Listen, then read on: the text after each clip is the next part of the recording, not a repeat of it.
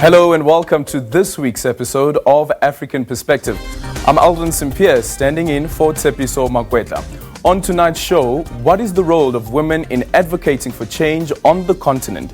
The implementation of the African Continental Free Trade Agreement regionally, and it's election season in the SADC region. Mozambique has voted while Botswana prepares to head to the polls. We look at all of that in the next hour. The African Women in Dialogue was launched last year to create a platform for women across the continent to speak and advocate for solutions for challenges facing Africa. Next month, AfWID will host a conference in South Africa under the theme Women's Voices and Power as Agents of Change. Amongst those who will be attending this summit to participate and tell this African story will be young female journalists from across the continent. Let's listen to those voices of women journalists from different countries. Hello, my name is Naledi Maite. I'm Tanzanian, aged 25 years old.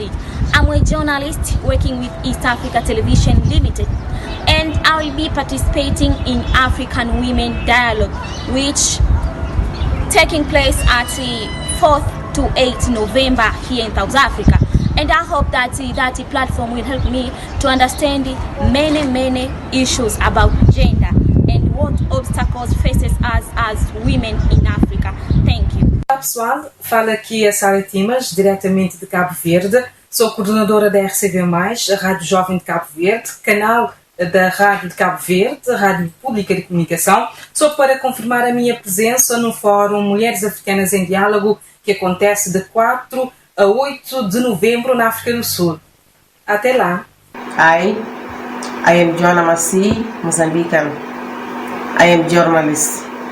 I see my participation in this platform as an opportunity to share information and exchange experience with other women from Africa.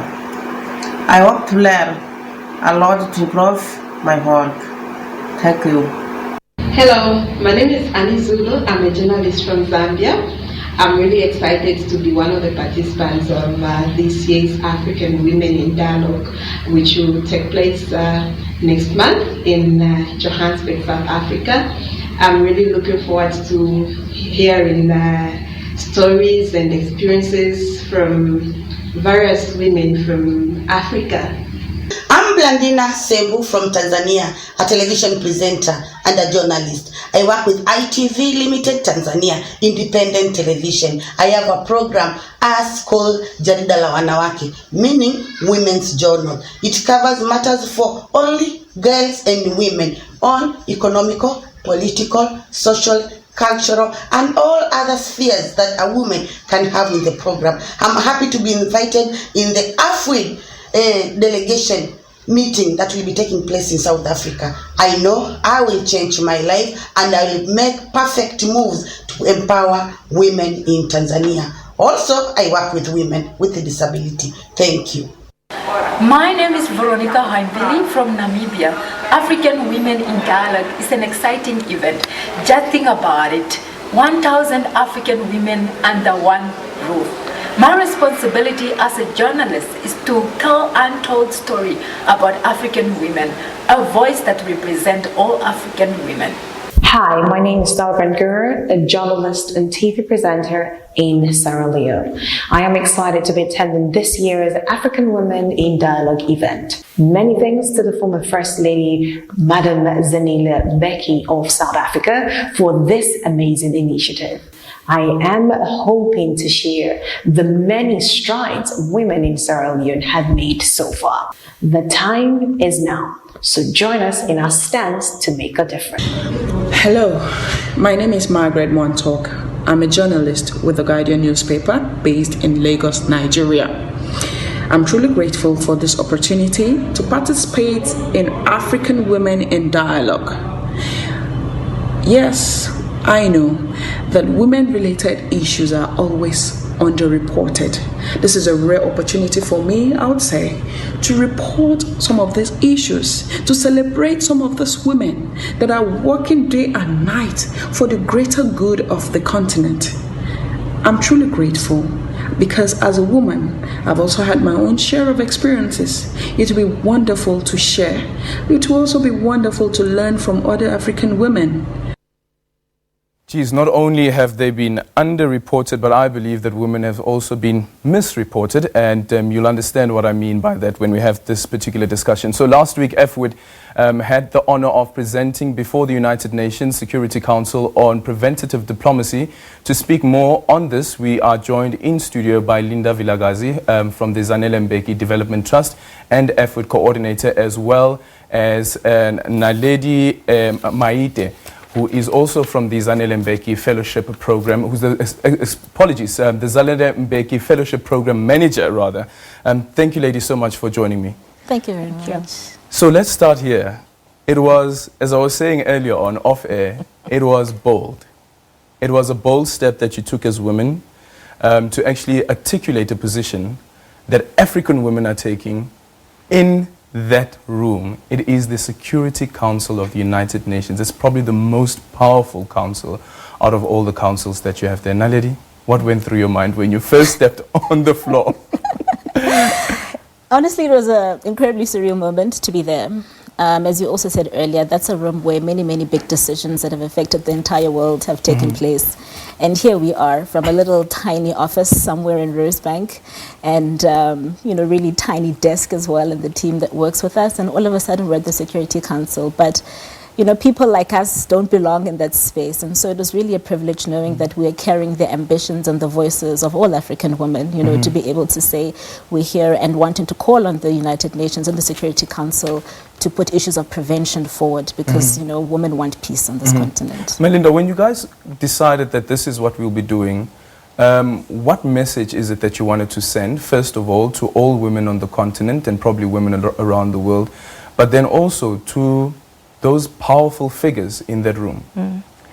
I think it's quite important to also link this back to the role that South Africa is playing this month at the United Nations Security Council, because South Africa is chairing the committee this month. And it was important for them also to begin to demonstrate to the world the role that this country plays, but the importance that we place on peace throughout the continent and what we can give. And this platform was also a sign to show that it's not only South Africa doing it, but it's us saying all women in this continent have a role to play. Yeah. So our message really was to bring it down to the level of that council, understanding that whenever they refer to women must be included, we mean all women. Yes. Because often people have this shortfall of thinking when we say women, it's the easy ones that you can meet in boardrooms, that you can meet in offices, and that you can meet in big malls and shops. But the continent is made up of a huge number of women, and some of them unseen, who are the backbone of carrying families, communities, and making sure that things function. And that's what we are trying to do. We're saying if we are to achieve peace in this continent, we need to engage all women in their diversities, even those that we don't like, the ones that scroll and scrub our floors, the ones that we don't like how they look, the ones that we feel that their position in life is embarrassing to us or is not worthy to share, because every woman has a role to play. Have you ever been able to ascertain that when it comes to preventative diplomacy, where the Security Council may have just failed, and sometimes even looking at some of the stats, for instance, since 1999, between 1999 and 2017, you only had 2% of female mediators, 8% of female negotiators, 5% of female witnesses to signatories? Absolutely. It's because we look at women and we only look at the top layer. And often we say, but they are not enough, or they are not there, or they are so busy we can't even bring them in. And that's what we're saying to them, that you actually have all women in the continent at your disposal. And the roles that they play would be the collective package of first ensuring that the way we address issues of peace is appropriate and relevant to context, but also gets to be lasting. It's sustainable, because it's me and you as neighbors. I care about my existence in my village. So I will be able to engage and intervene and raise issues with you if we have made it a reality that our engagement is not just for living, but it's for building the continent. Naledi, do you think there's a reluctance, and what would inform that reluctance? You know, one of the things that the member states highlighted last week at the session, a lot of them were admitting to the fact that the council really hasn't paid much attention to the issue of prevention. That currently what dominates the council's work are sort of current conflicts, and that the council has not been forward thinking with regards to how is it that we can, how can we put more resources and be able to maintain peace in those societies, for instance, So that for me, I think, was the biggest weakness. I mean, in terms of reluctance, perhaps, but I really think reluctance in the sense that not enough resources are being put with regards to prevention, and also in terms of prevention or maintenance of peace in those communities. And is the focus that there's more money being pumped into the armaments, for instance, instead of saying that let's focus on preventative diplomacy, let's develop that as a way of trying to prevent conflict? Granted, and that was the admission by almost all the member states last week, yes. Yeah. And then the point that was made by one of the reporters there, which I also spoke about, and this is the misrepresentation of women, sometimes by us as the media, because if you look at some powerful pictures that come out of conflict, you'd find that the powerful picture would be the picture of a struggling mother who's carrying a baby, and sometimes the baby is bleeding. And that's the image that you get, that women are only there to nurture. They cannot be considered to be powerful negotiators. I don't know if you receive the same sense that I got when I look at how women are being portrayed in the media? Yeah, I think the majority is to show women as victims. Yes. As you say, and as nurturers. But even that role of nurturing, it's a great asset if you use it early on and not only portray it as part of the victimhood of women. The mere fact that women are nurturers, they have a disposition to care, to want to build and contribute. In the same way that we see them when conflict has escalated, we see them protecting young lives and running with the baby. In that same way, if we had employed preventative practices, they would still give that care of wanting to prevent us to get to the point of guns and killing each other. I think it's humane, and it's not only a preserve of women. And what we are saying is it's when the collective is being used, because men do have that too. Yeah. But we are all limited in one way or the other. But it is only when we work together that we can get a better outcome. And that's what we are asking for. And also this is something that I think a lot of advocates have been advocating for, and hence the establishment of Resolution 1325 by the Council, which really recognizes the centrality of women's role in issues of mediation, particularly on the topic of prevention. The resolution is celebrating 20 years next year, and it's really trying to rewrite that narrative of women constantly being just the brunt of these wars, but to say that they belong at the negotiation table. And this is something that as a continent we need to do better with, because women need to be part of those spaces. Because, as you know, we are the worst affected. Because even last year at the inaugural AfWID summit, you guys discussed that there should be a fund that must be set up to help women take up political positions. And how far have you come with that? So that's the beauty of this platform, because the platform is not a fixed structure. The platform is alive if women come on it and operate in whatever spaces that they wish to be seen in and that they wish to advance. So the women who were there last year, amongst them there were women who were beginning to stand for elections in various spaces, political life and national government and local government, and they had come to realize the challenges of funding. So they themselves in their own initiatives said we need to go do that. We know of some in KZN who are actively working on that. There's some women in Kenya, so the agency is with them. The platform made it possible for them to bring forth that issue, and now they work on it with whomever who would support them. And every year we will continue to foreground issues that women want to put. And this year, what's the focus? This year's theme? It's exciting. You can speak in unison, it's okay. So we have an exciting theme. I mean, this year's theme is women's voice and power as agents of change. And it's really, because last year, you would remember, is that we had a SADC focus. So we had 1,000 women participating from 16 SADC countries. This year, we've taken the bold step of having 1,000 women from all 55 African countries. And what we want to do with the theme really is that, it's quite an unprecedented occasion because, this opportunity of having women from all African countries is quite a rare opportunity. And what we want to do with the theme is sort of celebrate and just recognize the role that women have played with regards to resistance and being the champions and change in our societies, And so through that particular theme, we'll be highlighting, we have various speakers, some well-known people and some people who are feisty activists. Drop names. Don't be scared.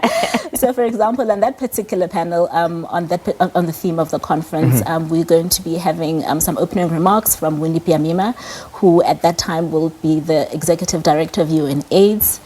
We also have a very young LGBTQI activist. Her name is Kasa, or Bombastic Kasa from Uganda. She's really known for her bravery because, Uganda, for example, is quite brutal when it comes to the LGBTI community.